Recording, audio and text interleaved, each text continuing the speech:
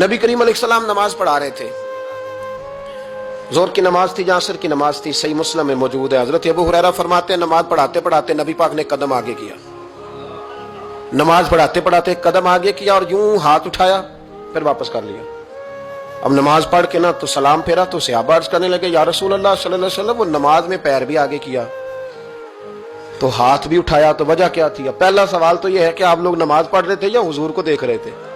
तो सहाबा तो पहले ही बताते हैं कि भाई हम तो पहली साफ में नमाज इसलिए पढ़ते थे कि नमाज भी होती रहती थी और चुपके चुपके महबूब की दीद भी होती रहती थी।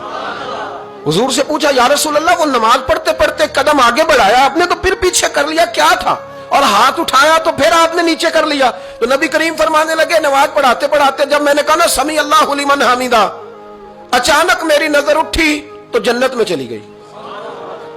नजर उठी तो जन्नत में, तेरे लिए 2-4 कदम अर्श बरी है। तो महबूब फरमाते हैं जब मेरी ऊपर नजर गई ना तो मैंने देखा कि अंगूरों का एक खोशा लटक रहा है जन्नत में, तो मैंने हाथ बढ़ाया कि तोड़ लूं। हुजूर खड़े हैं मस्जिद नबवी में और फरमाते हैं कि मैं यहां खड़े होकर हाथ ऊंचा करूं तो मेरा जन्नत तक पहुंच जाता है। फरमाया मेरा इरादा हुआ कि वो खोशा जन्नत का तोड़ लूं और जरा मैंने पैर आगे बढ़ाया ही था तो मेरे दिल में ख्याल आया कि जन्नत राज है तो राज ही रहनी चाहिए, ये राज खोल गया तो मजा नहीं आएगा।